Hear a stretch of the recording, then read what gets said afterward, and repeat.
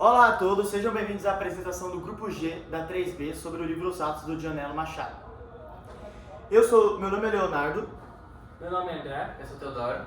Eu sou a Stephanie. Eu sou a Isabela. Eu sou a Sofia. Bom, para começar, nosso grupo ficou responsável para explicar o romance social. E eu vou explicar para vocês o conceito e a importância. Bom, o romance social é um gênero literário que se caracteriza por abordar questões sociais, políticas e econômicas, refletindo as condições das vidas das classes mais desfavorecidas e denunciando desigualdades sociais. Além disso, o romance social tem uma extrema importância que, além de entreter o público, que é o que o público daquela época almeja, o romance social tem um importante papel de educar e alertar a sociedade dos problemas sociais. Bom, sobre o livro Os Atos, vou explicar para vocês agora os aspectos pessimistas e otimistas do Nazianzeno. Começando pelo pessimismo, o personagem Nazianzeno, ele se mostra diversas vezes em uma situação financeira precária, em um ambiente hostil em que ele vive e diversas tentativas falhas. O que são tentativas falhas? Quando ele tenta melhorar a sua vida, ganhar um dinheiro, na maioria das vezes ele falha, ou seja, mostra um olhar pessimista, como a gente pode ver neste trecho aqui. Nazianzeno sente um sono, um abatimento, vê-se no bonde de volta para casa, ou seja, ele está voltando para casa abatido por mais uma vez ter falhado, ter fracassado. Voltando um pouco agora, eu vou explicar para vocês o otimismo.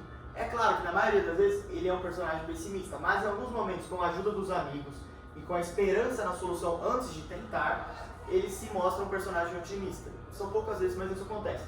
Como a gente pode ver neste trecho aqui.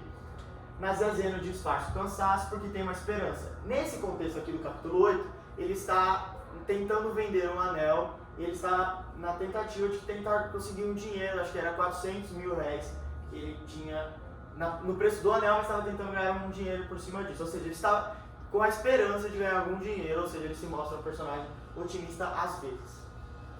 Agora eu vou falar sobre a percepção e sentimento de Nazianzeno em relação às classes dominantes. E para isso eu vou primeiro analisar um trecho do capítulo 8, que diz assim: 100 mil réis para um homem desses não é nada. Essa gente que vive no centro, nos cafés, é desprendida. Não sabe explicar por quê, mas o dinheiro não tem, não, para eles, esse valor que tem para o indivíduo sedentário.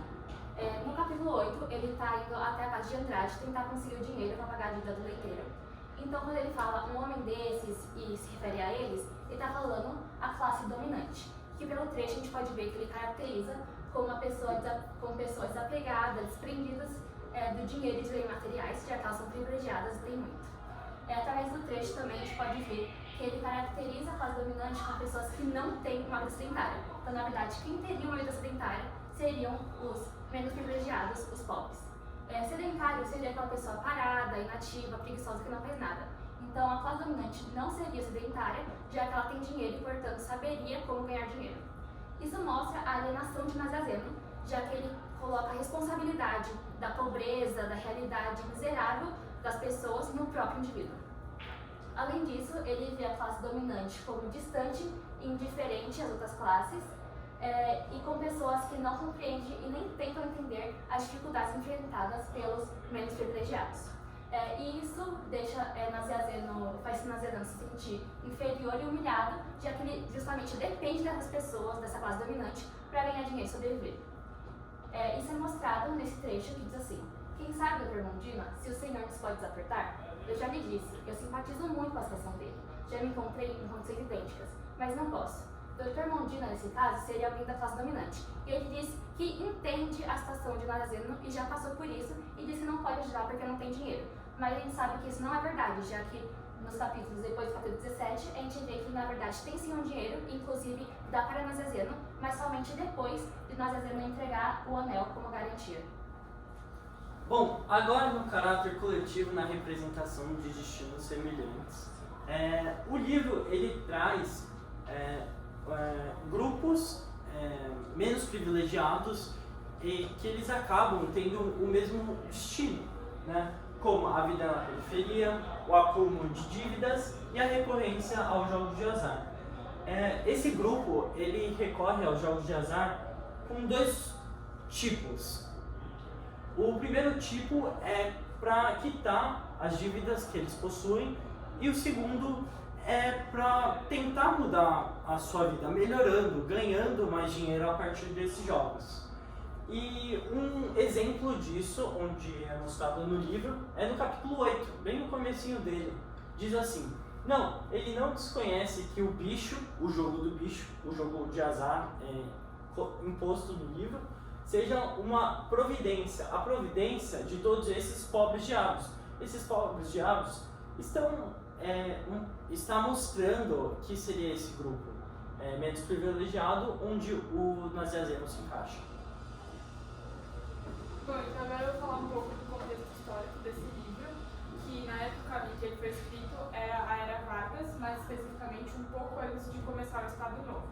Então, nessa época, o que o Getúlio Vargas queria mostrar para o mundo como o Brasil era um país alegre, harmonioso e desenvolvido. Mas o livro mostra pra gente justamente o contrário, que o Brasil era um país atrasado, com muitos problemas sociais e muita pobreza. Então, por mais que Getúlio Vargas ele tenha industrializado um pouco o país e desenvolvido o país, esse desenvolvimento não chegou nas camadas mais pobres. E é isso que o Naziazeno vive nesse livro. Então, com isso, a gente vê que a gente tem a superação de um otimismo patriótico e aí a gente tem uma perspectiva um pouco mais pessimista aqui. Isso a gente consegue ver nesse fragmento, que é sobre uma conversa do Naziazeno com Alcides, e é aqui que o Naziazeno descobre que o Alcides teve que empenhar a própria roupa. Então, o Brasil ele era um país tão pobre, tão atrasado, que as pessoas tinham que vender seus bens mais básicos para conseguir sobreviver. Bom, como a Sofia colocou, o Brasil tinha uma crescente mudança social, então o Estado evoluía, a economia melhorava, só que as pessoas continuavam muito pobres. Isso se destaca muito na contratação entre espaços urbanos e excluídos. O espaço urbano, por mais que tenha seus arredores, então um exemplo sendo São Paulo, que tem o centro muito forte, muito rico, e a periferia muito atrasada, muito excluída da sociedade, a gente tem um espaço urbano aqui que está se expandindo. Isso é contrastado pela falta de apoio estrutural para os cidadãos.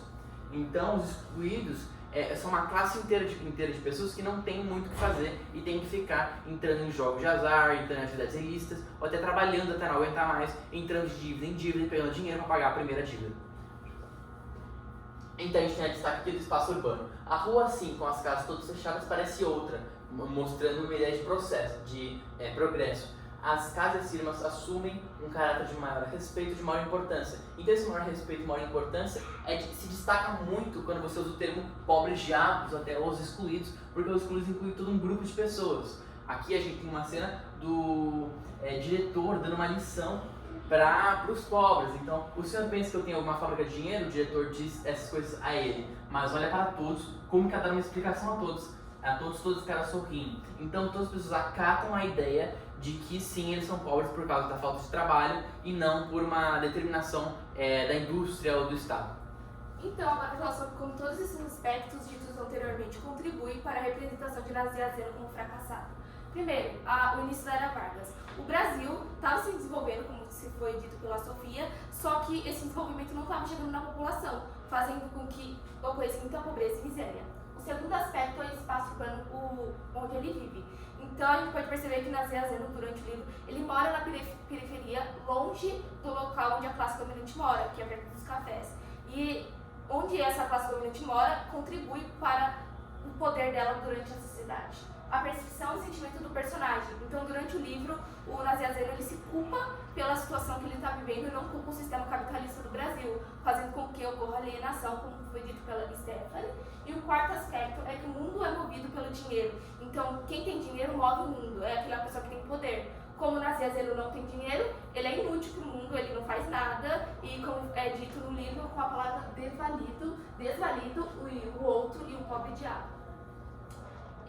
Isso pode ser exemplificado pelo seguinte trecho. E o Alcides? Não será assim um certo constrangimento que vai dizer ao Alcides o que se passou. É mais um fracasso a desmoralizá-lo perante aqueles lutadores. Então, aqui a gente pode perceber que esses lutadores são os amigos dele, que estão contribuindo pela ajuda de conseguir dinheiro. Então, exemplifica esse aspecto coletivo da obra e que o fracasso exemplifica mais uma vez a personificação do Naziazeno como um fracassado. Então, essa foi a nossa apresentação. Muito obrigada.